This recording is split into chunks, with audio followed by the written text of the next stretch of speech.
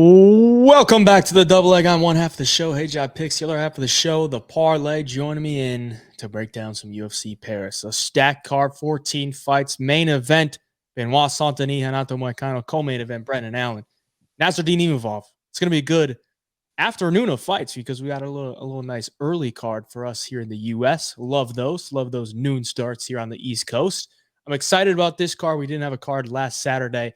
I'm losing money on the NFL. I just don't know what to do with myself, man. I'm really fighting myself to not lose so much money on the NFL, and not having the UFC just hurts because I need to scratch that itch on the weekends. Oh, yeah. I didn't have that this last weekend, so I'm happy to get back to it. How do you feel? Yeah, man. I mean, it's good coming back off of a break to a good card like this. I mean, fight night in Paris. You got a lot of the big, fighters that are fighting out of France and the surrounding countries. So, yeah, I'm looking forward to it, man. There's a lot of prospects on the card too. A lot of violence is what I'm kind of seeing in this one. And yeah, how long do we have until our next break? I feel like we get a lot of fights in a row right now. Yeah, at least we got the Contender Series too on Tuesday. Oh, so yeah. happy about that. We got that tomorrow night. We're filming this on Monday. We'll have Contender Series bets out for Tuesday. And then which we've been crushing all year, by the way. Oh, yeah, we've been smoking.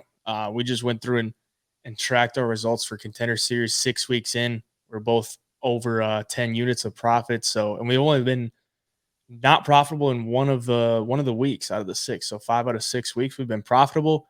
Been absolutely crushing that, which I'm kind of surprised because it's pretty tough to bet Contender Series sometimes, and we've been doing well. So yeah. I'm not gonna look into it too much. Just try to keep doing what we're doing and making some money. But we're here for UFC Paris. We're gonna go through and break down each and every fight. We'll give you a pick. But if you want the bets, jump in the Home of Fight Picks Premium membership. We are now on Winnable. I can tell you right now, if you're watching this video on Tuesday, use the code DANA, DANA. You'll get a free 5-day trial for Home of Fight Picks. We'll have the Dana White Contender Series bets out to you there, and that should get you through for UFC Paris. So jump in there, absolutely free 5-day trial, and you can see all of our bets for this week. Before we hop into it, anything for the viewers? Oh, nah, not that I can think of. I'm feeling good about this card. Had an extra week to kind of research, watch film. It's going to be a good breakdown. It's going to be good bets. A lot of money to be made. Let's talk about it, man. 14 fights. So grab your popcorn and kick back and relax. Let's get into it. First fight of the night, Blagioki, Chris Duncan. A good one to start the night out.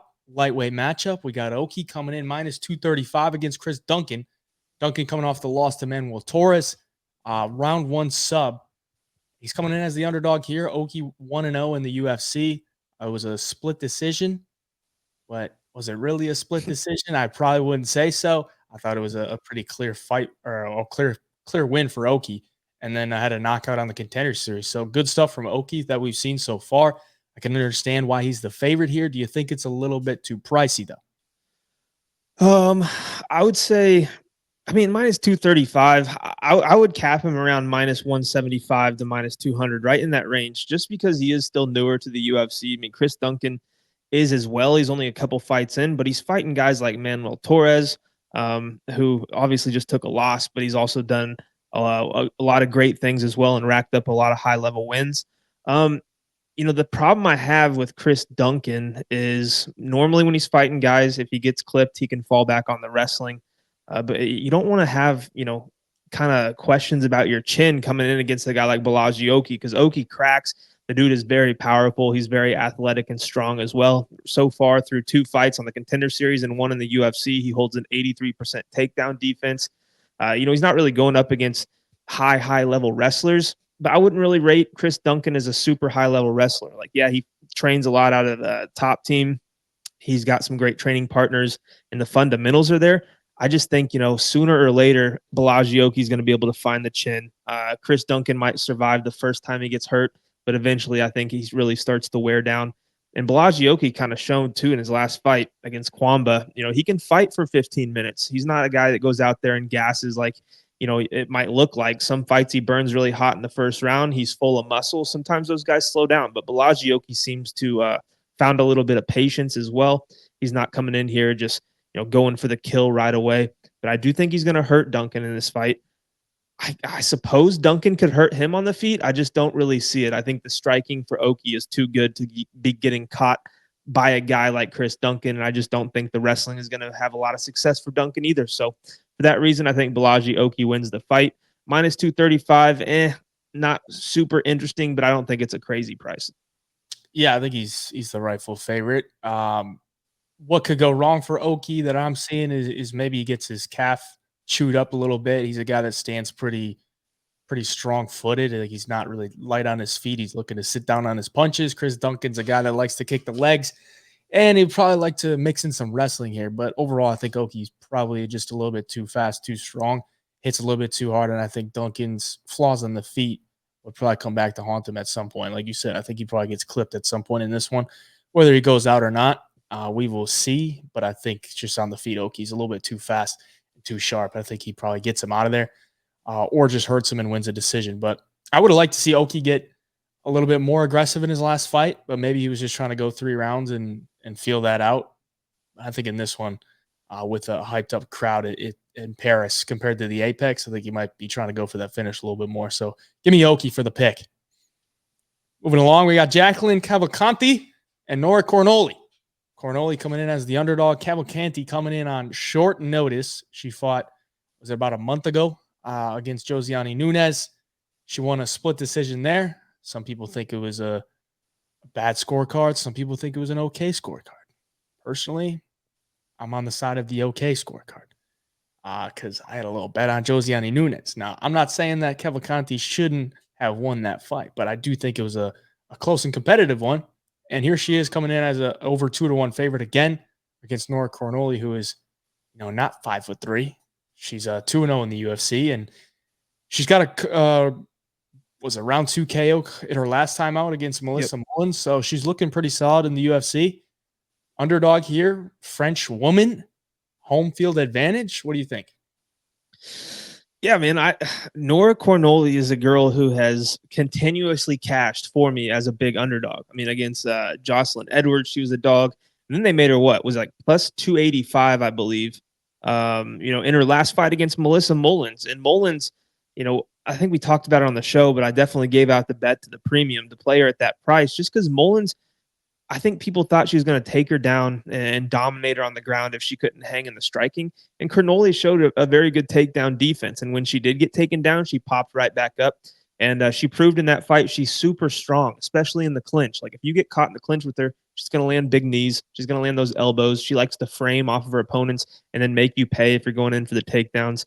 And you look at her background, and she does have, a significantly or a pretty high level striking background before the UFC. So I think the well-roundedness is there. She's not a girl that's going to go and look to, have a jiu-jitsu match against anybody, but that's not what she's going to have to worry about against Cavalcanti. I think Cavalcanti is a girl who's going to look to stand and trade with her here.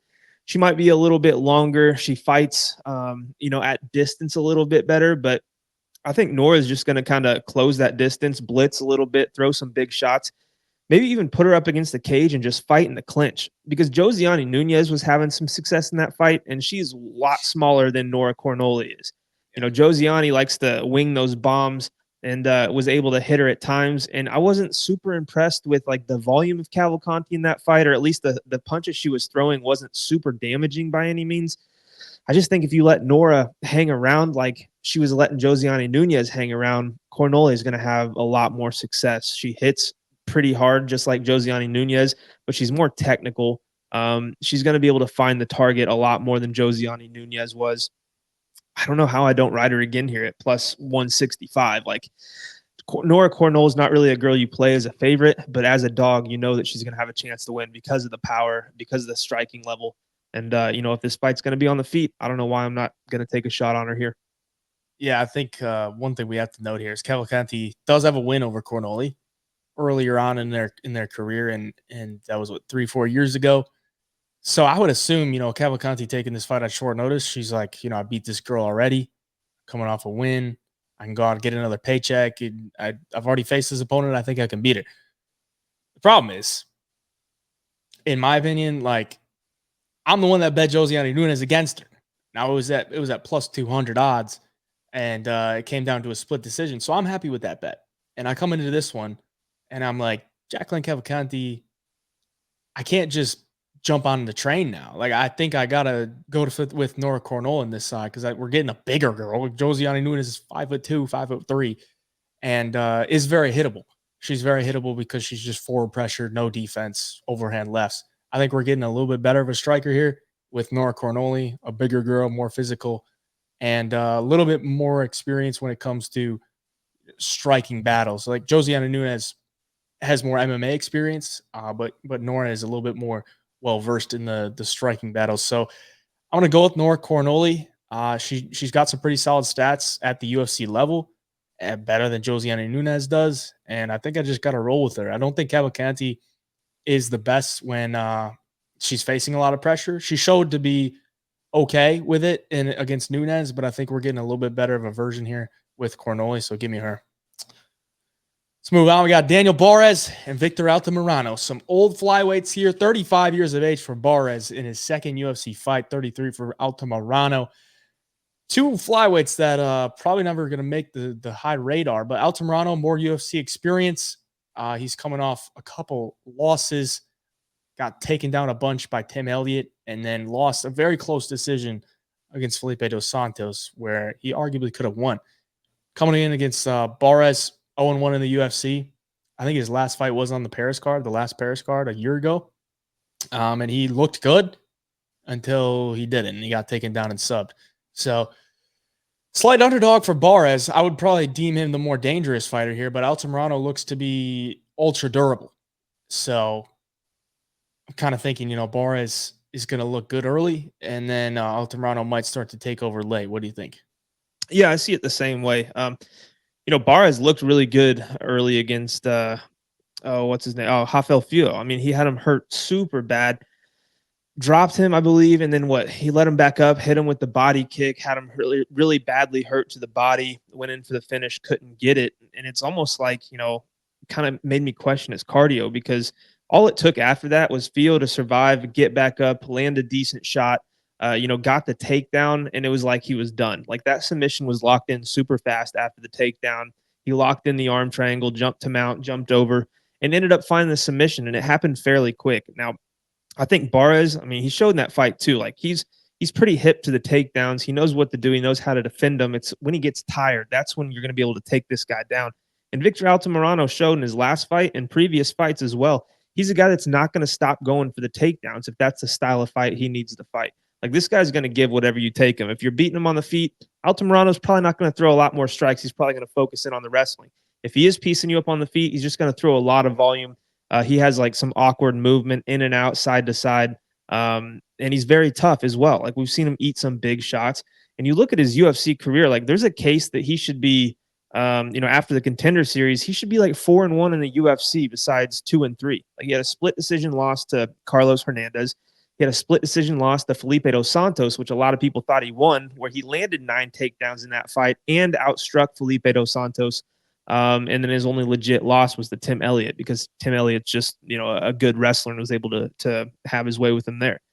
So, I mean, this guy, he's got some high-level experience. He has shown the ability to fight for 15 minutes. Nobody in the UFC or at the UFC level has been able to put the lights out on him or submit him.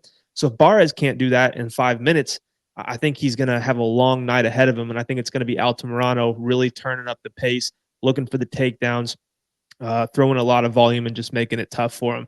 I mean, Altamirano does slow down a little bit too, but he's a guy who kind of fights through it. And, if he's tired, he can still land takedowns against guys who don't have the best takedown defense. So, yeah, I'm going to lean Victor Altamirano. I don't think Barez is going to be able to knock him out in the first round or anything. And after that, I think he's in a world of trouble.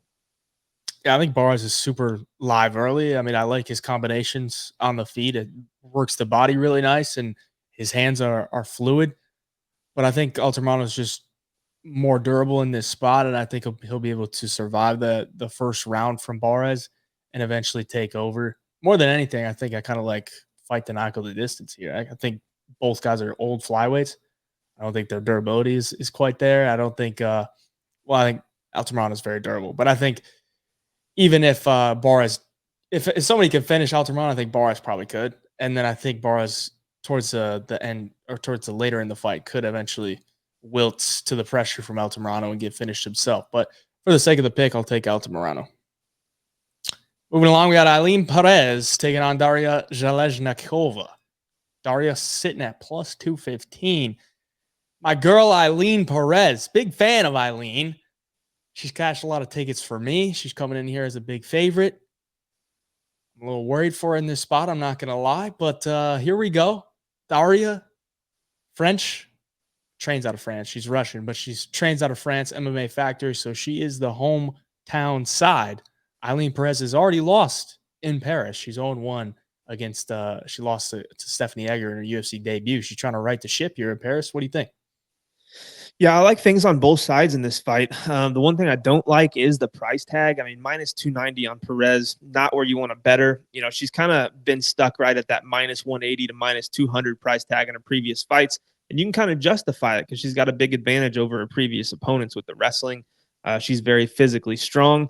But Daria, you know, I think Highland will have the ability to find takedowns early in this fight. But as the fight goes on, and if she does get a few takedowns stuffed, I think Daria is going to be the better striker here. Daria is a girl who holds power as well in her hands. She's got 9 wins. 5 of those come by stoppage. The one thing I do like for Island is just kind of watching the Melissa Mullins fight with Daria, able to get her on the ground, landed the ground and pound, finish the show. I mean, that's what Island's going to have to do here. If I'm Island, I'm not even messing around on the feet. You know, that's her strength. You know that you're a strong girl who can get takedowns. They might not be the most technical, but she just kind of overpowers her opponents and drags them down. And she's got good top pressure. Like she'll get into mount. She'll get into she'll even play in the guard a little bit and land some decent ground and pound and some elbows from there. She's strong. She's hard to get off of you. And that's where Daria, I think, is going to struggle early. But like I said, it's another fight. We've seen Island Perez slow down, even get caught in submissions and hurt later in fights, round 3. And, if she can't survive or if she can't really get the cardio to last until the 3rd round, Daria is going to be super live. So I'm tempted to take a shot here. I don't know. Montserrat Rendon, it's not like an impressive win in the UFC so far. And she even got taken down 3 times in that fight. I just haven't seen enough that's going to make me confident to play her in this spot. Like if she ballooned to like plus 300, plus 400, I'd be all over it. But at this, it's just going to be a pass for me. I'll take Island Perez as the pick, but not confident in this women's MMA fight. Yeah, there's things I like on both sides, and there's also things I hate. Like, I like Eileen's takedowns. Like, she's very physical in there. She gets takedowns. She just doesn't really do much with them. Like, when she's on the ground, she was getting reversed by Jocelyn Edwards her last time out. She was losing position. She was getting stuffed on some takedowns too. So, and on the feet, like she's just a weird striker. She's hittable in spots, but then she'll explode with big overhands or head kicks or spinning back fists, and she can land some. Just very unpredictable on the feet. Daria, on the other hand, I like her striking, and her takedown defense didn't look terrible against Rendon. She was able to get back up to her feet, just kind of minimize damage, and then get back to her game, which is nice. But I also watched that fight, and I'm just like, how is Daria's face like so red? Like her face was so red, and like Rendon only landed 25 significant strikes, and it was like bleeding. It was puffy. Maybe it's just the pigment she's got, but like, holy crap! Like, yeah, I didn't understand how she was bleeding so much. So that's not a good sign. And actually, in the Mullins fight, she got busted up early again. So I don't know that the girl wears damage very well, which I don't like. But I do think over the course of 3 rounds, I think Zheleznyakova is going to be live just because she's got the better stand-up. She could probably inflict more damage throughout the fight as long as she doesn't wear the damage that bad. And we know Eileen Perez isn't really a finisher. So if the fight does get to the 2nd and the 3rd round, I think she could slow down a little bit. I think Daria could probably win a round or 2. For the pick, I'm going to side with Eileen Perez, just a straight-up pick. But I'm not touching the money line. And like you said, if it balloons up a little bit more, I might just look for the Daria side. And honestly, a plus 3.5 on Daria actually looks pretty good to me because I think she probably wins round 3 at a pretty significant clip. And we haven't seen Eileen Perez finish anybody. So if it goes to the scorecards, hometown girl might get a little extra bump from the judges. But for the pick, I'll take Eileen Perez, take the coward's way out. But very greasy one here. Moving on, we got Taylor Lapilus and Vince Morales. So Morales coming back to the UFC after getting cut. He goes back to the regional scene, picks up 5 wins, and he's looked good in pretty much all of them. 4 of them have been finishes, 3 subs, and 1 KO. I don't think that Vince Morales is some bad fighter by any means. And obviously, if you work your way back to the UFC, you have done something to prove yourself. 5 wins is pretty solid. But I think he's getting a really tough matchup here against Taylor Lapilus. Like, Lapilus is a guy that's just going to stuff pretty much all of your takedowns. He's going to keep you at range with those long ass arms, his solid kickboxing, and he's going to make it a slow, boring kickboxing match where he's just better. So I think this is probably Taylor Lapilus. The line is pretty wide considering he goes to a lot of decisions, but he's the hometown guy, and he knows how to win decisions. So I'm kind of on the Lapilus side here. It's a little chalky, but what do you think? Yeah, no, I am too. If I'm picking a dog at this size, I try to look at like where's he going to have the advantage in this fight? Is he going to have more power, better striker, submission game? I just don't really see where he's going to have that big of an advantage anywhere. I think Taylor Lapilus on the feet throws more volume. He's more accurate. He's a better technical striker. His takedown defense is good. Even when it goes to the mat, it's not like Taylor Lapilus is clueless. Like the guy's pretty solid on there as far as his defense when it goes to the ground. And even though Morales has some submissions as of late, he's not like a lights out jiu-jitsu guy where if you go to the ground, you're screwed. And I do think if he were to get a takedown, which he's not a great wrestler either, I think Lapilus just pops back up. I think Lapilus going to have the better cardio as well. And, anywhere this fight goes, I think Lapilus is going to have the upper hand. And that doesn't mean Morales can't get lucky or clip him and club and sub, anything like that could definitely happen. We just really haven't seen many guys able to do that to Lapilus. And I think Lapilus has fought some better opponents than Vince Morales. Now, Morales, if he can keep it competitive with the striking on volume and everything, like he has enough high level experience to where he could make this close, I guess, if it goes to the judges' scorecards. He's fought guys like Song Yadong, Chris Gutierrez, Jonathan Martinez. Like he's fought some good strikers. I just don't know at this point in his career if he's going to go out there and just outpace Taylor Lapilus, a guy with great cardio and good striking. So, yeah, I'm going to stick with Taylor Lapilus. Don't love the price. I don't like minus 390 on anybody in the UFC, but I do think Lapilus gets it done. Yeah, I mean, you mentioned those names, and it's kind of just a replica of Taylor Lapilus, like good, solid kickboxers. And I think it's just a really tough ask for Morales to come in here and get a win. Yeah. But happy for him to be back in the UFC and hope he does well. But it's just a little bit too much at this point, I think. So Lapilus is the pick. Moving along, we got a big favorite here. Ludovic Klein taking on Roosevelt Roberts. Ludovic Klein's been working his way up the ranks, trying to break into the rankings. And he was supposed to fight Nicholas Moda on this card. I don't know why that matchup was ever made. But either way, Moda withdraws and he gets Roosevelt Roberts. So Ludovic Klein's a big favorite here. Looks like he should win. And I think he probably does. But anything you could say on this fight, because I just don't know why Ludovic Klein is fighting these guys anymore. He beat Ignacio Bahamondes. He beat Thiago Moises. Why is he getting Nicholas Moda as his first matchup, and then why are they giving Roosevelt Roberts? Like, I don't understand this. Yeah, no, it's insane because it seems like he's kind of fighting backwards almost every fight. Besides, Thiago Moises, like he beats Ignacio Bahamondes in a fight. I believe he was like a slight dog, if I remember right. It's just I can't exactly remember, but and then he goes and he gets AJ Cunningham, a guy who was a punching bag on the Contender Series, a guy who was a punching bag in the UFC, finishes him in that one in the first. Gets Thiago Moises, damn near finishes him multiple times in that fight. And like Thiago Moises is a respectable name at the least, who's fought a lot of great fighters. He's fought in the Islam Makhachevs. Like Thiago Moises should be a stepping stone to get in and start fighting these top 10 guys, top 15 guys. Instead, he's getting Roosevelt Roberts, who's coming off of the Ultimate Fighter, I believe, right? No. He fought Rebecca. Yeah, that's right.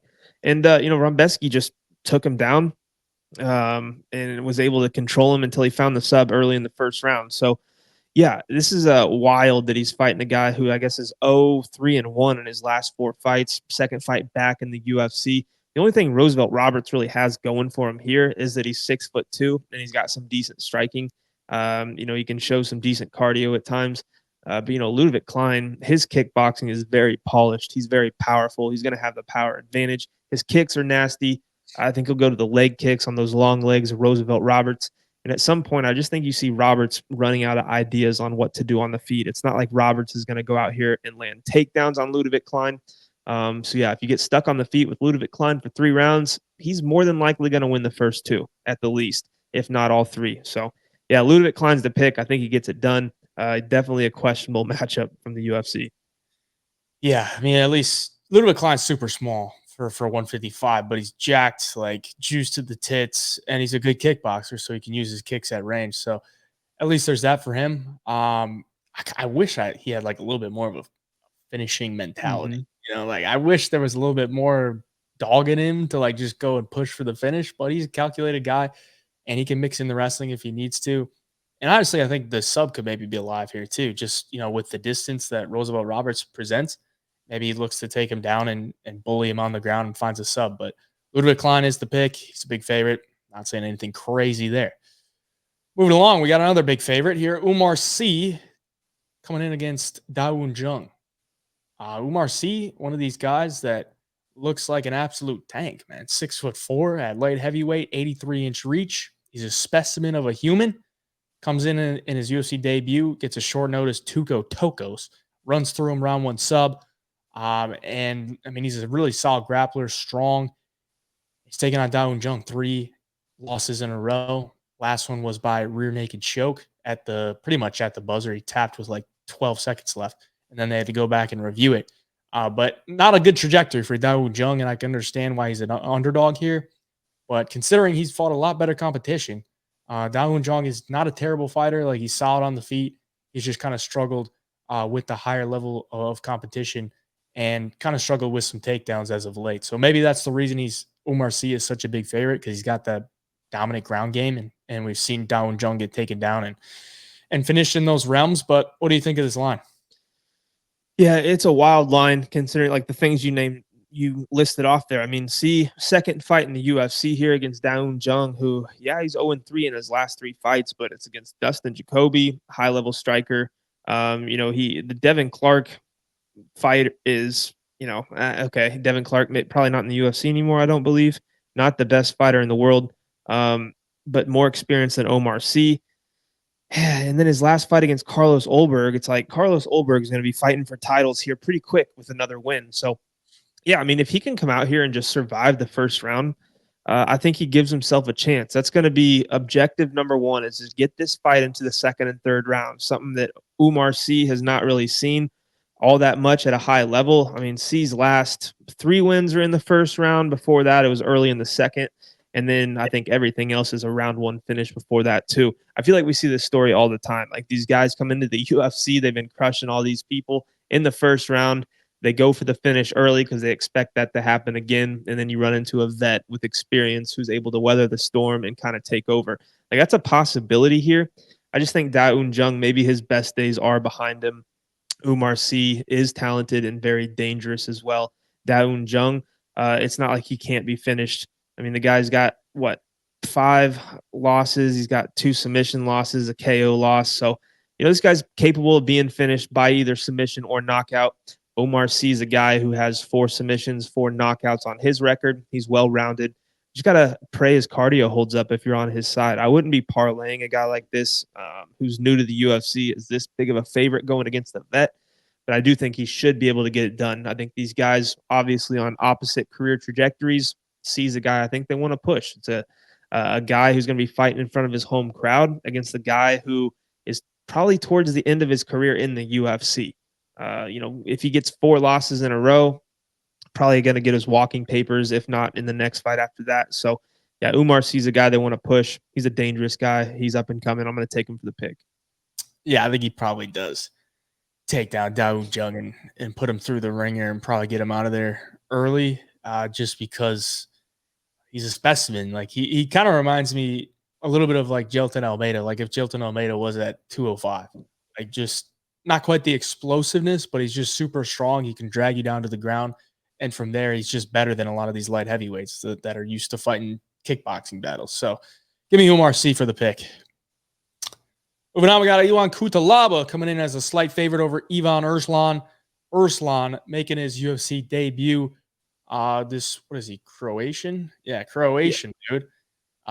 He's been fighting in KSW. He's 4-3 in KSW, which is a pretty solid promotion. He's fought some pretty solid competition. I mean, his losses are to a 17-3, a 16-5, and 16-5-2. So, I mean, he's fought good guys.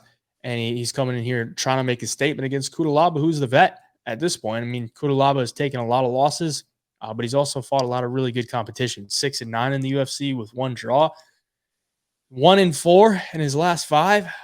Looking to right the ship. I mean, he's still 30 years of age. You got to assume he's getting better, but we haven't really seen a lot of those improvements over his last 5 fights. So what do you think on this one? Yeah, I think Cutelaba is going to have to come in here a little bit more patient than he's been. Like the blitzing and the coming out hot and looking for finishes has only really worked against Tanner Boser. Everybody else, he's gotten tired and finished, like against Kennedy and Zheleznyakova. Johnny Walker was able to get the finish early in the first round. Ryan Spann, same way. Even like he came out against Felipe Lins and looked okay. It's just, the cardio was not there. And, Felipe Lins was able to kind of grind that one out and get the win. I watched this guy, Ivan Erslan, however you say it. He reminds me a little bit of RoboCop, Gregory Rodriguez, with his stance, his build. The guy is jacked to all get out. He's very powerful and strong. His combinations are really good. Sometimes he's a little too patient, a little too low volume for my liking that I've seen. But when he unloads, like he'll rip the body and you get you to drop your hands and he'll come upstairs with a big shot. He's fought good competition, like you said. I think he's going to be prepared for this spot. I don't think this is a guy that Ion Cutelaba is going to be able to come in and bully early in the fight to get him tired. And I've seen Ivan fight 5-round championship fights in KSW and still in the 5th round swinging for the fences, looking for the finish. I've seen him hurt before. I've seen him, recover from getting hurt in the middle of fights and go on to fight 2 to 3 more rounds and throwing good shots at that. I think the cardio is on his side. There's been guys that go out there and try to take him down and they might have success originally, but he's not a bad defensive grappler and he's very strong, which lets him reverse position a lot. And, if you're Cutelaba and you're out there shooting 10 takedowns in the first round, he's surely going to gas. I mean, it happens every time. We saw it against Jacoby. He had like a 10-8 round against Jacoby in the first round, and it completely fell apart and let Jacoby go get the draw. So, I like the power coming back at Cutelaba for Ivan here. I like the cardio. And, if he knocks Cutelaba out in the first round, I won't be shocked, but I'm really going to be interested to see what that round 2, round 3 props are going to look like. I'm taking Ivan Erslan for the pick. Yeah, 11 first-round finishes for Erslan out of his 14 wins and 10 first-round KOs. So he's a dangerous dude early on, and Cutelaba is dangerous too, but it's like after that first round, he just becomes a punching bag. Like last fight against Lins, he was literally just a punching bag after round 1. He looked solid until that 5-minute mark and then just fell off. But Cutelaba is definitely live for an early finish, and so is Erslan. But I'm just going to go with Erslan because I just can't be trusted with Cutelaba at this point. I'll take Erslan for a pick. I mean, there's a reason that he's making his debut and he's, basically picking with a guy who has a ton of UFC fights. So against high-level guys too. High-level guys. All right, moving on. We got Ziam coming in as a slight favorite over Matt Frevola, who comes at -102. Frevola took about a year off since his last fight. It's been a little bit less than a year since his last fight against BSD at MSG. I was there in attendance. I was rooting for Frevola because he's a East Coast guy, but he just got knocked out in round 1, head kick. He looked pretty solid until he didn't. And now he's coming back and facing another Frenchman here in Ziam, going into enemy territory. Ziam picked up a few wins. He's starting to look like he's coming into his own here. After getting re-signed, after getting cut, after the loss to McKinney, gets re-signed, and he's picked up 3 wins in a row. Interesting fight here, man. I mean, the age gap is definitely a reason why I could see maybe the line being the way it is, but Frevola, a good amount of high-level experience, and he's coming off the loss, and maybe the odds makers are kind of writing him off, and they're looking to the momentum side, but I'm interested to see your take. What do you got? Yeah, I think For Matt Frevola, this comes down to a couple of things, like his game plan being the biggest part. He's kind of fallen in love with these knockdown, drag him out, slobber knocker type fights where he's either getting knocked out or he's going to knock his opponents out. And he has a lot of power. His striking, isn't the most technical, but it's effective and he does hit very hard. But he's got a wrestling base, and we've seen him use it in some fights, especially earlier on in the UFC. And there's been other fights where he kind of abandons it and just tries to go for that big knockout. I think he fell in love with it a little bit. But after his last loss to Benoit Saint-Denis, and just some comments I've seen him make on Instagram, it sounds like wrestling is going to be in this game plan, and I think that's what's going to suit him well. As far as Ziam is a good striker, he's a decision machine when it comes to him getting wins. I mean, he's got a majority decision, a split decision against guys that just really he doesn't have really any business letting the fights be that close. One was Luigi Vidranimi, I can never say his last name, and the other one was Claudio Puelles. I mean, Claudio Puelles is a guy who is a very good submission artist. Outside of that, doesn't have much for you. And he was able to take down Fares Ziam 7 times. And Claudio is not like a big wrestler. This guy's a jiu-jitsu guy. I saw that. It kind of made me a little nervous for Fares Ziam. He's been taken down 5 times by Jamie Malarkey in that fight. The one thing that guys like Claudio Puelles doesn't have and Jamie Malarkey doesn't have is the big ground and pound and the power to go along with those takedowns. And I think Frevola has it. Let's just look at what he's done lately. The Benoit Saint-Denis loss, head kick KO. Benoit Saint-Denis is a guy who went on to fight Dustin Poirier, was in title talk conversations around that time, and he's in a main event on this very card against Renato Moicano. Benoit Saint-Denis is legit. Before that, he finished Drew Dober, the first guy to finish him by TKO, I believe. Before that, he knocked out Otman Azaitar. That was Otman Azaitar's first loss in his whole entire career. Before that, knocked out Gennaro Valdez. And then he's fought in guys like Arman Sarukian, Terrence McKinney. He's got a win over Jalen Turner where he took him down 4 times. So I just think, Frevola's got the recipe to beat a guy like Fares Ziam. Mix in the takedowns when you're up against the cage, land some big shots. I wouldn't put it past them for him to hurt Ziam a couple of times. You just got to be patient with all of those steps. Be patient with the takedowns. Don't go out there, expending unnecessary energy. With the striking, land your shots. Don't be looking for the kill shot at all times. And I think he's going to make it at the least very competitive. He's going to have the damage, the power on his side, and the takedowns. So far as Ziam, like I said, though, good striker. He's going to be taller in this spot, but he's so low volume, man. He lands 2.7 significant strikes per minute. His striking defense is pretty good. I just wish the output was there. And, you mix in him trying to defend takedowns, I think that output goes down even more in this spot. So I'm going to take the Matt Frevola to come in and upset Fares Ziam at home. At this price, I've already played him. It's my first play of the week. I'm taking the steamroller. What you got? I'm pretty torn on this one, just because, Frevola, when you look at when he's losing, it's usually because of his chin. Like his chin can be a little bit of a concern. I mean, he's been knocked out 3 times, and he's been knocked down a good amount in the UFC. But as far as Ziam, doesn't have a knockdown in the UFC. Like, I just don't think he's that dangerous of a striker. So maybe Frevola just goes in there and he's like, I'm not scared of you. I'm just going to blow through, your base that these French kickboxers like to set of like, just try to keep the range. And I think that could maybe work out for him. I do like the wrestling angle that he could bring into this one. I just don't know that I can trust him to wrestle because I just don't think he wants to go to that. Because he's gotten these knockouts, he's gotten these big knockouts, highlight knockouts, and people like to see that. If Ziam can make it to the second, third round, I think he can maybe start to establish his game a little bit more. But I just don't know. Like, this one is such a toss-up to me. I'll side with you with Matt Frevola as a slight underdog here, just taking the experience and considering could be a nice little buy low spot after a loss to a really solid opponent. And he's taking the time off, which is good to see. So I'll take Frevola for a pick, but I don't really like this one, to be honest. Yeah. Last thing I'll say about that one, for Ziam, guys aren't going out there in the UFC so far and submitting him, but he's got 2 to 3 submission losses on his pro record.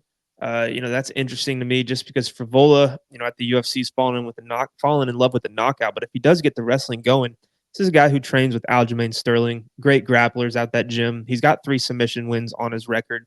I wouldn't put it past him, but only if you're getting a massive number on that.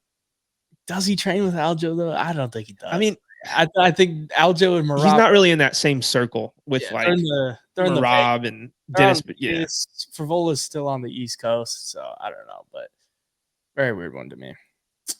Moving on, we got the last pirate here, Morgan Charriere taking on Gabriel Miranda. Big favorite here in Charriere.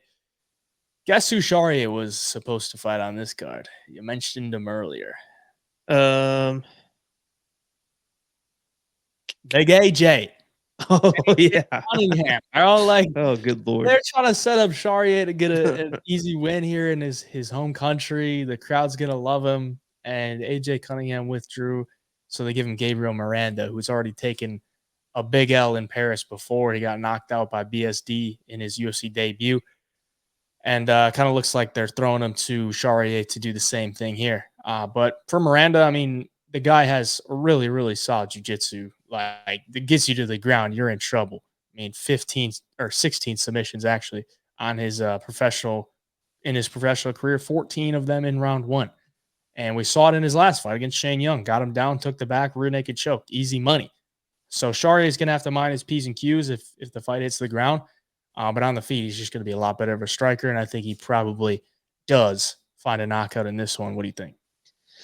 Yeah, striking, I mean, it's going to be such a gap in actually both skill sets. Like, I think there's going to be a wide gap in the striking with Charriere having the better striker, but I think there's going to be a big gap with the jiu-jitsu if it hits the ground. I just think Charriere is going to be better at keeping this fight in his specialty, which is on the feet, compared to Gabriel Miranda having success with the takedowns and keeping the fight on the ground. Miranda, his wrestling isn't bad. I mean, even in the fight against Benoit Saint-Denis, like, he got pieced up badly, but early in the fight, he was able to duck under some shots and drag Benoit to the ground. Like, that's really his only chance in this fight. Like, I don't think he's going to go out there and offensively strike. I think he'll throw some strikes to set up some takedowns, but Charriere's athletic. He moves very well. He likes to throw that short uppercut when guys get in close. I think Miranda's going to get caught with that all night long on his entries. Is Miranda live for a submission? Potentially, just because Charriere, he has a ton of experience, but there's times even against Chepe where he kind of turned, gave up his back when he's defending takedowns. And, if that happens here, he's got to watch out because Miranda is very slick and he's a strong guy. But I just think Charriere is going to be able to defend for the most part, especially, as the fight goes on. I think if Miranda wins, it's got to be in the first round by sub because he's going to get tired trying. Charriere's shown he's got some decent cardio. He's got the better hands and the more power. I see him getting the knockout in this one as well.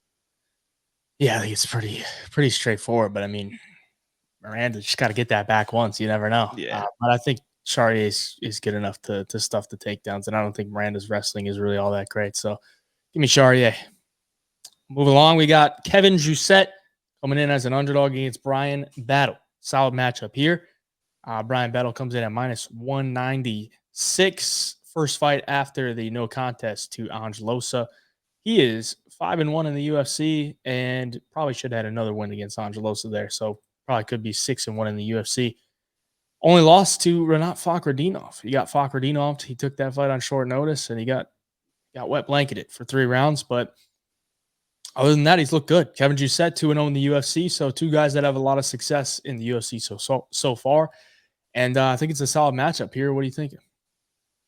Yeah, this is one of the more intriguing fights on the whole card, in my opinion, because, Battle, obviously, like you listed off, his wins in the UFC should be 6-1. He's just good everywhere. Like, his striking looks like it's gotten better every time out. He started with the big knockout against Takashi Sato with the head kick. Took the loss to Fakhretdinov, but since, he wasn't a guy you really pegged as having a ton of power early in his career, especially, on the Ultimate Fighter coming into the UFC. He was getting submissions, hit the submission against Gilbert Urbina, decision against Tresean Gore, and then all of a sudden he's just flatlining dudes. After that loss to Fakhretdinov, Gabe Green comes in, rushes across, and he puts the lights out, submits AJ Fletcher. And honestly, against Angelosa, I think it's the best his striking has looked because Ange is a guy who likes to close distance, throws hard, hits very hard, and his striking is pretty decent. And Brian Battle was just kind of, using his range, landing the big leg kicks and looking really, really good. I think that fight was on its way to being finished because with Brian's kicks, his body work, everything was really starting to wear on Angelosa in that spot.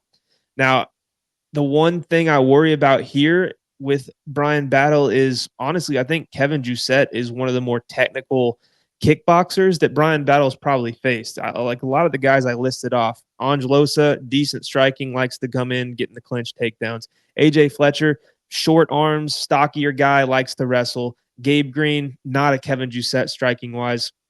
Takashi Sato, not that level either. So this is going to be a tough one if Brian Battle chooses to stay on the feet the whole entire time. Jousset's a strong guy. He hits hard, has phenomenal leg kicks.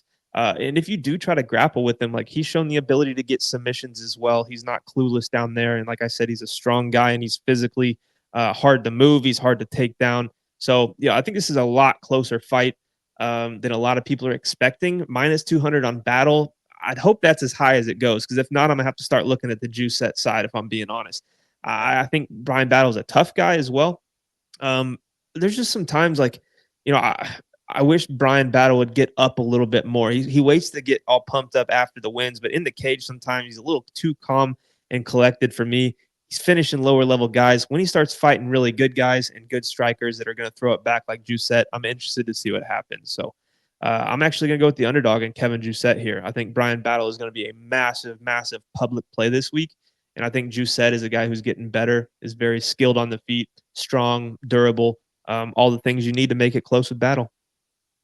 Yeah, I think Jousset has what it takes to beat Battle, but I just don't know if he's going to be able to implement it. Like, I think Jousset's probably a little bit more of a technical kickboxer, like when he's just standing in front of you, and he looks really good when he's going up against a Song Kanon, who's just going to stand right in front of you and try to trade punch for punch, and he's just going to have like 2 to 3 more than you, and he's just able to rack up the volume and look good doing it.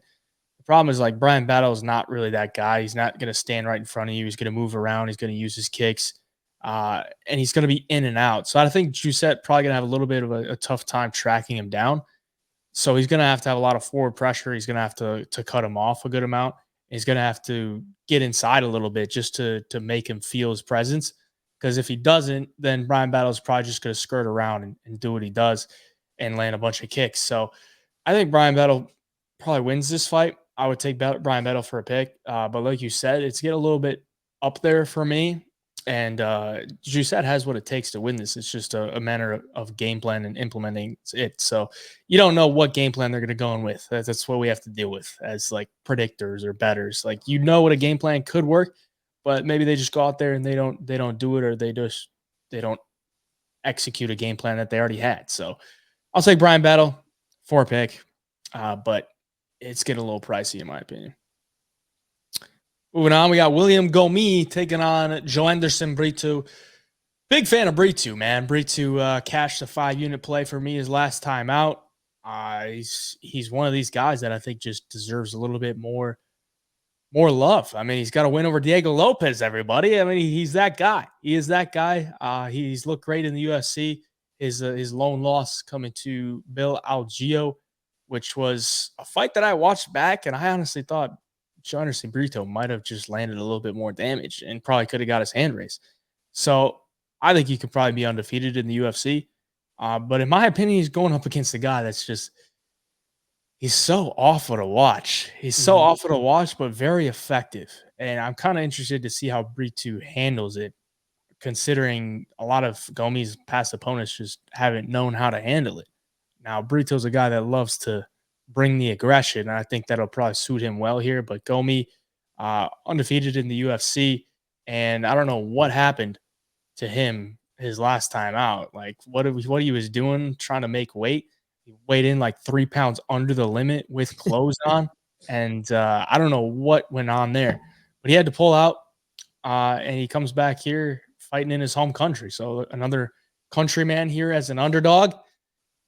If he can make the fight what he wants it to be, I think he wins. But it's, if Brito makes the fight he wants it to be, I think it's probably Brito. What do you think? Yeah, the problem with fighting Brito is he's so dangerous everywhere the fight goes. I know we both had him against Jonathan Pierce. Might have been a free play of the week because I remember I sweating it think so. out. We were messing, like we were texting during it and sweating it out. Oh, this is a stupid ass pick. This dude's getting his ass like just taken down and controlled, and all of a sudden, Jonathan Pierce, tells him to get up and do something about it in that accent, and then Brito finds the neck and gets that nasty guillotine anaconda choke, whatever it was. I can't quite remember, but it was tight and nasty. Ninja. Ninja choke, yeah. So, I mean, it just shows you if you want to go out there and wrestle Brito, you got to be prepared for that. You got to watch your neck and mind your P's and Q's at all time. And if you want to separate and strike with him, the guy has dynamite in his hands and his feet. I mean, we saw against Jack Shore, he kicked him in the shin and it looked like Jack Shore got, shot with some kind of bullet right through the shin. It was just open, nasty. Ref stops it. That's all she wrote. And, Brito's on this win streak now where he's really feeling himself in there. He's very confident in his skill set. He's just, if I just hope he doesn't come out here overlooking William Gomis a little bit, because watching Gomis and to the naked eye, the guy is, he's not entertaining to watch. He doesn't hold a ton of power in his hands. He's not out there submitting guys all the time. He's just kind of a grinded out, wait until you get a little bit tired. He's going to mix in his wrestling and just get these decision wins, unless he's fighting Giannis Gamori, who, whether you think it was a nut shot or not, he got the win in the third round by a finish. So I just don't know how successful Gomis can be playing that game with a guy as aggressive as Brito and a guy as physically strong as Brito as well. Gomis, if it has success with the takedowns, I think it's going to be hard to control Brito. And when he gets back up to the feet, I think Brito makes him pay. So, yeah, I'm all over Anderson Brito to win this fight. It's just one of these fights I got a weird feeling about. Brito's probably not going to be any parlays for me. It's just weird shit happens on these cards overseas, these big fight night cards. And, odds are one of these big favorites is going to lay an egg. So, yeah. I don't know if it's going to be Brito, but yeah, he's going to be the pick. Yeah, I'm a big Brito guy, but the line just worries me a little bit, minus 300. It all comes down to Gomis' counters and his takedown defense, in my opinion, because he's going to be able to sit at range. He's a taller, longer guy, but Brito is going to try to crash that pocket. And if he can have some sharp counters, then he can probably do well or better than plus 215. But I think Brito will probably just be a little bit too much. His forward pressure is crazy, and he does get a little bit wild, but he throws a lot, and he could be countered, but he's going to be hitting you too. So, and I think he hits a lot harder than William Gomis. So I'll take Brito for a pick, but it is a little bit scary when you're getting a guy that fights like that at minus 300. So, all right, co-main event. We got Nasruddin Imavov taking on Brendan Allen. It's a good matchup here. Brendan Allen coming in at plus 186. Imavov minus 245. Imavov is the countryman. A lot of French fighters on this one. They really stacked it up. So good job to them. But this is a matchup that makes a lot of sense to me. Allen is on an absolute tear. He's won 7 fights in a row, and Imavov coming off the arguable KO win against Jared Cannonier, who was what was he ranked number 4 at the time or something like that. So.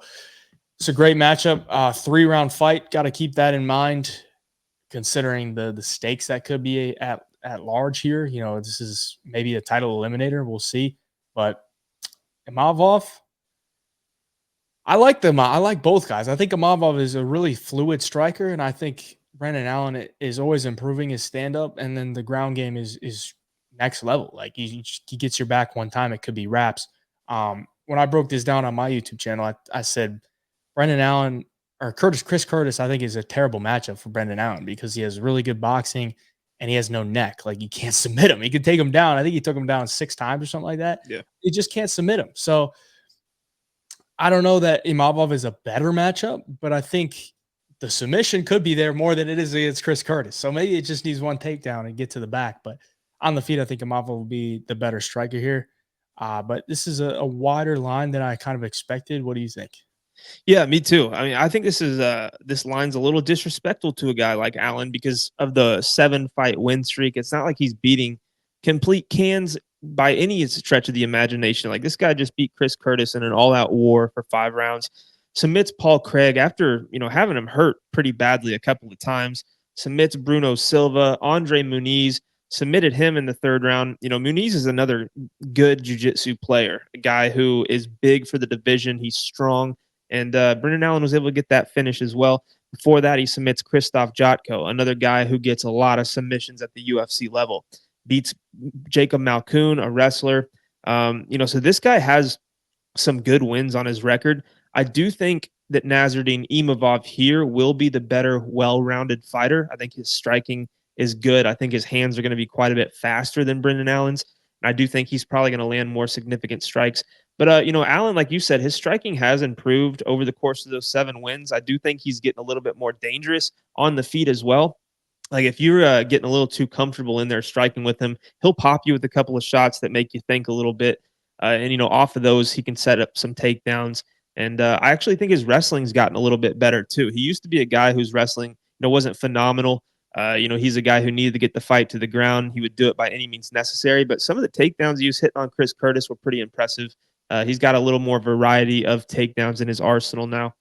And last thing about Nasruddin Imavov, his ground game isn't bad either. Like this guy, has shown some decent wrestling. He's shown some decent takedown defense at times. He'll go for submissions. I really don't think that's the world he wants to play with here.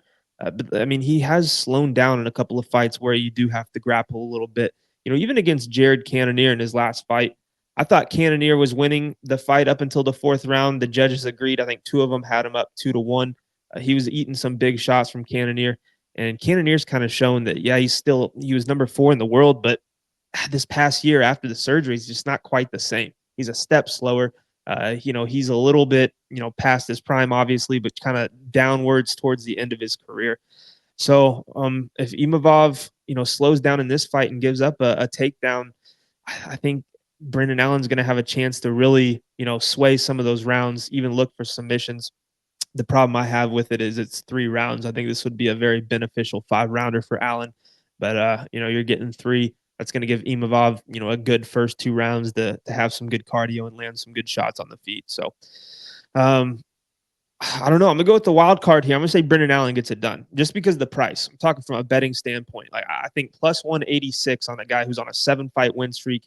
And, 4 out of the last 5 fights come by submission. So he's very dangerous.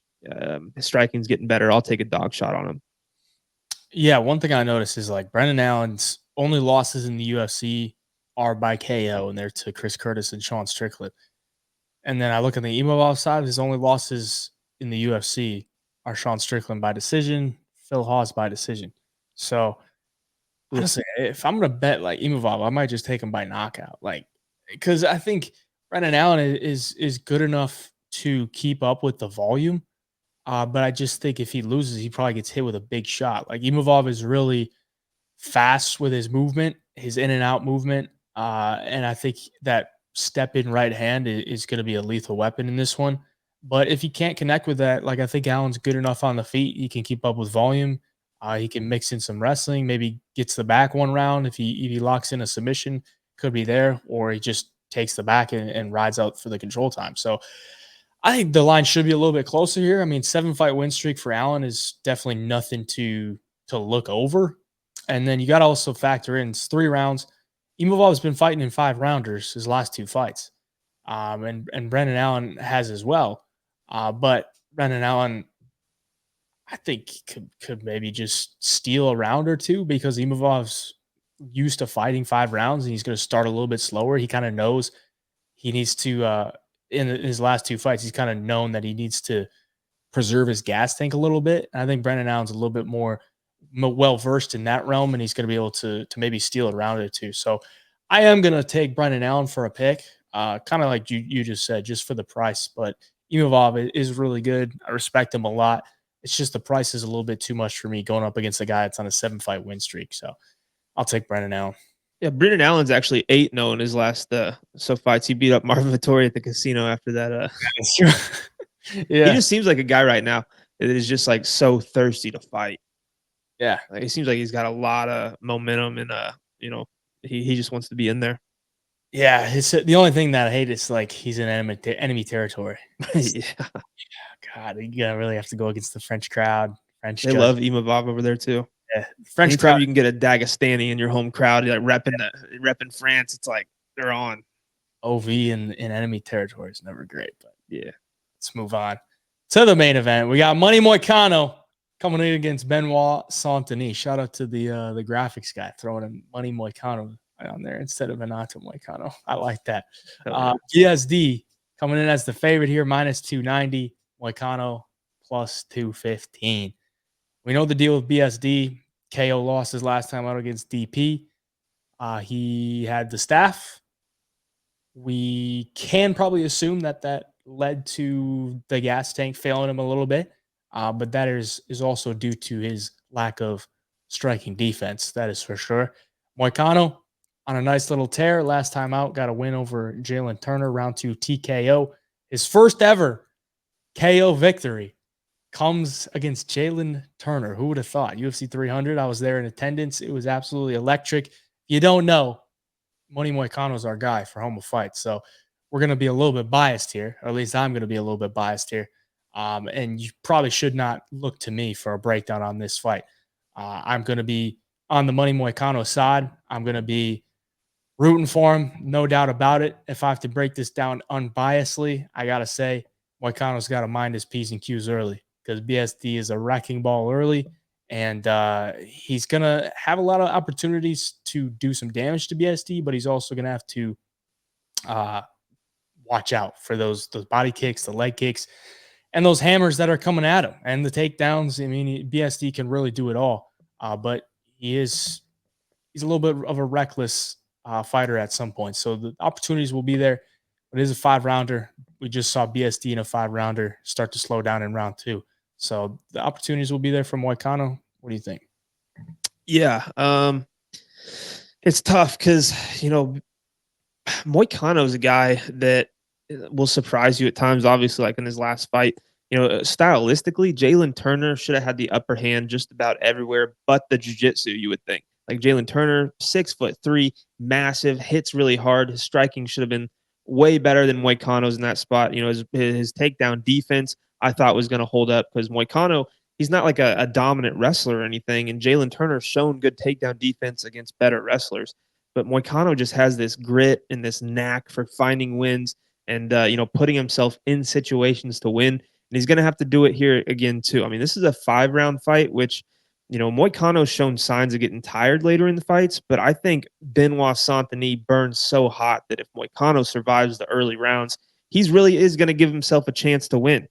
Saint-Denis, later in fights when he is tired, I think he's going to look to wrestle a little bit more. He's a strong guy. He's going to do whatever he can to get it to the ground. And that's the type of scenarios that's going to get him caught against the guy who has a good guillotine like Moicano, a guy who can take the back in a flash and lock in the rear naked choke like Moicano. I think that's what Moicano's got to do. He's just got to survive that early storm, make it to the 3rd, 4th, and 5th round, and then you give yourself a chance. Now, I'm interested to see how BSD kind of bounces back here and what game plan he has. He did have staff against Poirier, and I think it switched up his game plan, and he thought, I got to go out here and get this thing done in the first 7.5 minutes or I'm screwed. And he couldn't quite do it, even though, he put himself in dominant position, got some takedowns on Poirier. The power early in the fight is concerning if you're Moicano. I mean, BSD's shown he can knock out guys early. He's good with the kicks. I think that body kick's going to be wide open early in the fight. And if he can go to that and really, I think it'll pay dividends later in the fight for him. But, he just can't get overzealous and really just empty the tank trying to finish Moicano. Because every time you think Moicano's out or you got him finished like against Jalen Turner, he pops back up, he survives. And if you get a little tired on him, he's going to outdog you. Now, BSD's a dog as well. He's got, a junkyard dog mentality too, which makes this fight so fun. So, yeah, like you said, we're biased. I'm obviously rocking with Money Moicano here. It is going to be a tough uphill battle early in the fight. But, man, if he can get to the 3rd, 4th, and 5th, I'm interested to see what happens. Yeah, I am too. The body kick is what scares me the most, honestly, from BSD because he just spams him. And then he'll go upstairs and then like he knocked out Frevola. So BSD is a scary dude. But I do believe Moicano has that dog in him, and he can. Honestly, I kind of want him to just bring the fight to BST. When he throws that body kick, just rush in on him and try to take them. Maybe try to catch it, take him down. We'll see. But yeah, we're taking Money Moicano. He's our boy for Homo Fight. It's different when you're kind of around him a little bit. So Money Moicano is the pick. That'll do it for the show this weekend. UFC Paris, going to be a great card. Once again, if you want the bets, jump in the Homo Fight Picks Premium membership. The link is down in the description. Use code Dana for a five-day free trial. That will be live tomorrow for Dana White Contender Series when this gets posted.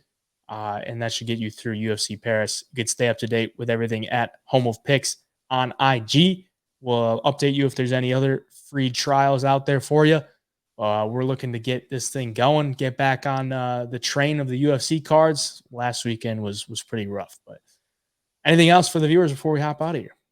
It's going to be a fun few weeks. I mean, these cards coming up are massive. Hop in the premium. I have a feeling we're about to crush it this last quarter of the year. I'm looking forward to it, man. I cannot wait for this weekend. Yes, sir. Till next time, we'll be back here breaking down the next UFC card, the double leg. Signing out.